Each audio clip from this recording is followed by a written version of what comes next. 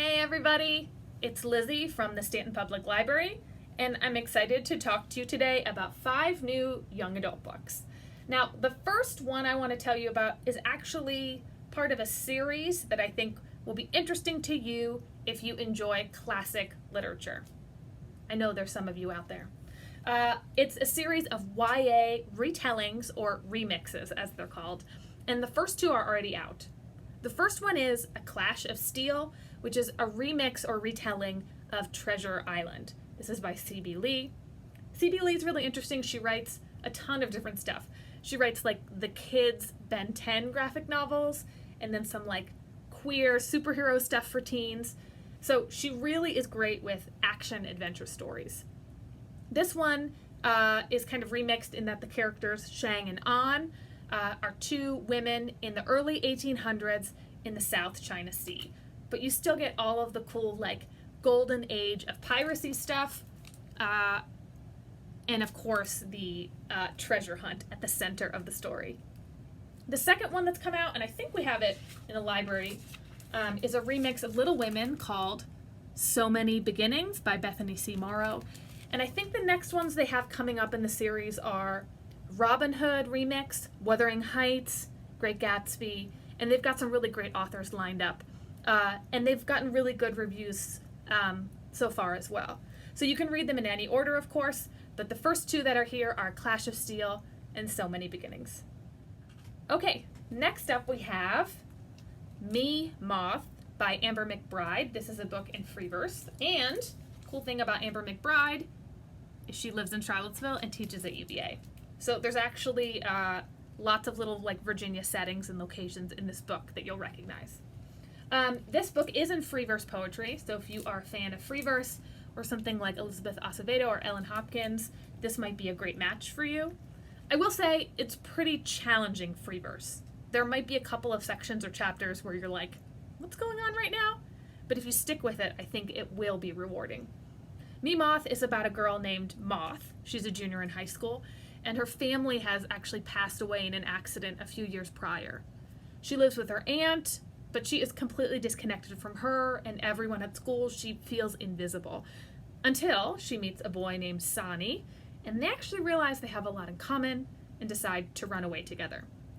It's a coming-of-age story, it's a first love story, a road trip story, but it's deeper than that. There's a lot of mystical, kind of magical elements as well.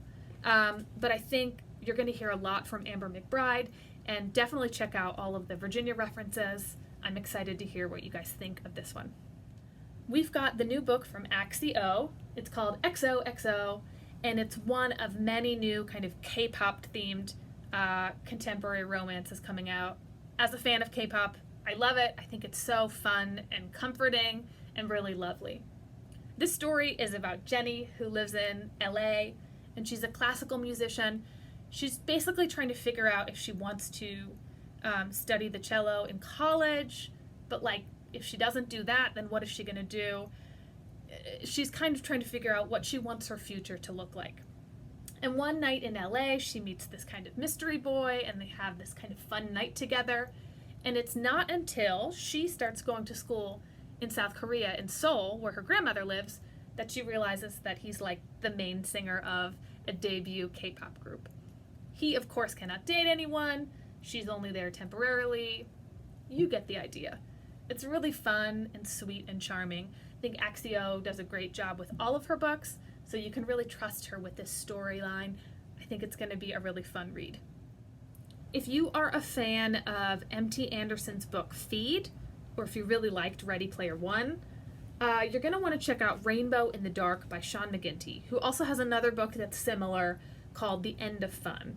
Sean McGinty talks a lot about like augmented and virtual realities and gaming, but also mental health and kind of coming back into the real world.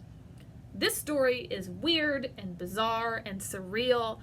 Some reviews have almost compared it to like Wizard of Oz, but at its core, it's about this girl named Rainbow who is trapped in a virtual reality game, and she and other teenagers are trying to escape. But let me just read the beginning so you can hear what it sounds like. Chapter 1, You Can't Remember Your Name. You find yourself in the dark one day, standing in the middle of the dusky ocean fog, and you can't remember your name. It's something random like Luca or Jamie, but neither of those. And you're maybe like ages 14 through 17, and you think you might be a girl, but you could also just as easily be a boy, or maybe neither. Also, you can't touch your pants. Every time you try, your hand is repelled like a magnet, and there's a sound like zap. More on that problem later. So that's how this book starts. If you want something really interesting and kind of original, and are okay with kind of dark humor, so tackling some dark themes, but also with like jokes, try something like Rainbow in the Dark, or check out Sean Ginty's other book, The End of Fun. Last but not least, we have Blackout. This is a powerhouse set of short stories that are all connected. They're written by different authors, but they all take place in New York City during a summer blackout, so all the electricity goes out. And they're all about Black teens falling in love, finding first love, falling out of love.